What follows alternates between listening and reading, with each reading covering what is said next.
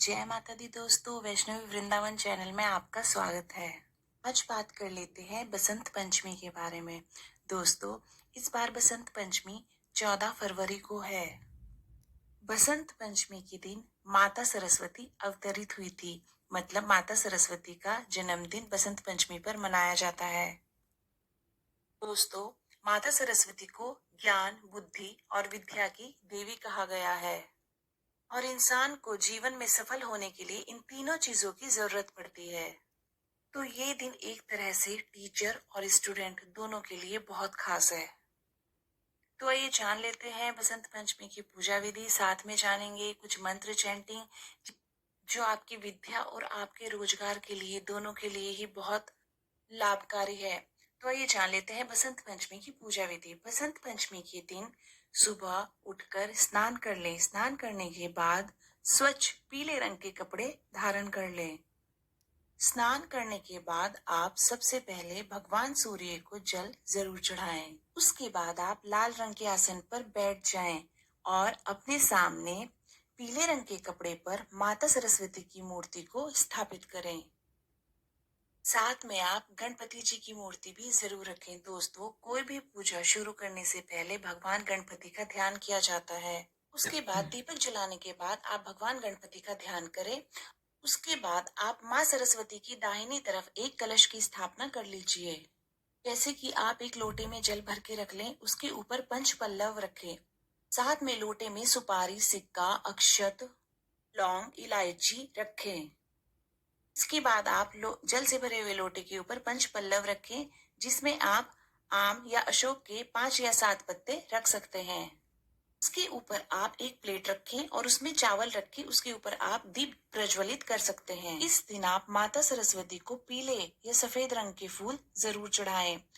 एक चीज मैं और बता दूं आपको, इस दिन माता सरस्वती को पीली मिठाई का भोग लगता है। तो आप घर में पीले मीठे चावल बनाकर माता सरस्वती को भोग जरूर लगाएं। और अगर आप स्टूडेंट हैं तो पूजा के समय आप सरस्वती माता के सामने अपनी किताबों को जरूर रखें। एक चीज मैं और बता दूं आपको, यहाँ माता सरस्वती को हल्दी और चंदन से तिलक करना चाहिए। और माता सरस्वती को पीली चीजों का भोग लगाने के साथ साथ आप फलों का भोग भी लगा सकते हैं। मावे से बनी मिठाइयों का भोग भी लगा सकते हैं। साथ में आप बूंदी से बने हुए लड्डू का भोग भी लगा सकते हैं। दोस्तों, पूजा अर्चना करने के बाद आप गणपति जी की आरती करें। उसके बाद आप माता सरस्वती की आरती करें।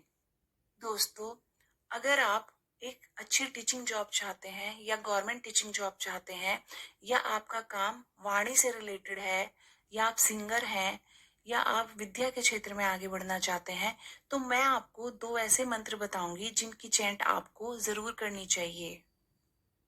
आप टीचिंग जॉब चाहते हैं, गवर्नमेंट जॉब चाहते हैं, या फिर वाणी से रिलेटेड आपका कोई काम है, काम क्लियर करना चाहते हैं, तो आप इस मंत्र का जाप करें।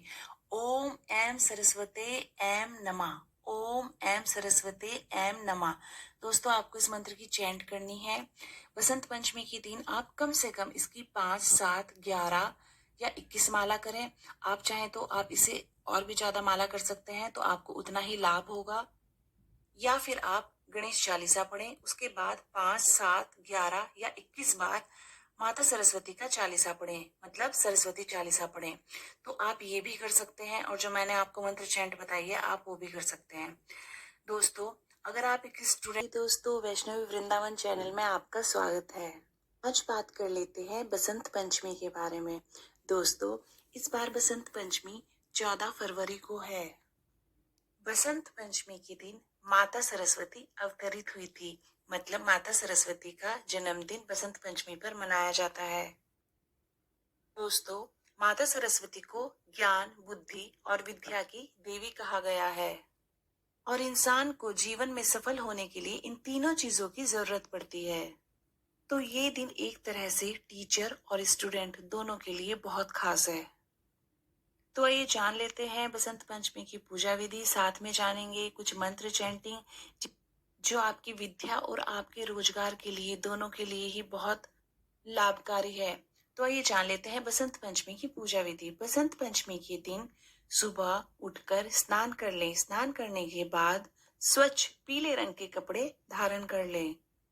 स्नान करने के बाद आप सबसे पहले भगवान सूर्य को जल जरूर चढ़ाएं। उसके बाद आप लाल रंग के आसन पर बैठ जाएं और अपने सामने पीले रंग के कपड़े पर माता सरस्वती की मूर्ति को स्थापित करें। साथ में आप गणपति जी की मूर्ति भी जरूर रखें। दोस्तों, कोई भी पूजा शुरू करने से पहले भगवान गणपति का ध्यान किया जाता है। उसके बाद दीपक जलाने के बाद आप भगवान गणपति का ध्यान करें। उसके बाद आप माँ सरस्वती की दाहिनी तरफ एक कलश की स्थापना कर लीजिए। जैसे कि आप एक लोटे में जल भर के रख लें, उसके ऊपर पंच पल्लव रखें। साथ में लोटे में सुपारी, सिक्का, अक्षत, लौंग, इलायची रखें। इसके बाद आप जल से भरे हुए लोटे के ऊपर पंच पल्लव रखें, जिसमें आप आम या अशोक के 5 या 7 पत्ते रख सकते हैं। इसके ऊपर आप एक प्लेट रखें और उसमें चावल रखें। उसके ऊपर आप दीप प्रज्वलित कर सकते हैं। इस दिन आप माता सरस्वती को पीले या सफेद रंग के फूल जरूर चढ़ाएं। एक चीज मैं और बता दूं आपको, इस दिन माता सरस्वती को पीली मिठाई का भोग लगता है। तो आप घर में पीले मीठे चावल बनाकर माता सरस्वती को भोग जरूर लगाएं। और अगर आप स्टूडेंट हैं तो पूजा के समय आप सरस्वती माता के सामने अपनी किताबों को जरूर रखें। एक चीज मैं और बता दूं आपको, यहाँ माता सरस्वती को हल्दी और चंदन से तिलक करना चाहिए। और माता सरस्वती को पीली चीजों का भोग लगाने के साथ साथ आप फलों का भोग भी लगा सकते हैं, मावे से बनी मिठाइयों का भोग भी लगा सकते हैं। साथ में आप बूंदी से बने हुए लड्डू का भोग भी लगा सकते हैं। दोस्तों, पूजा अर्चना करने के बाद आप गणपति जी की आरती करें। उसके बाद आप माता सरस्वती की आरती करें।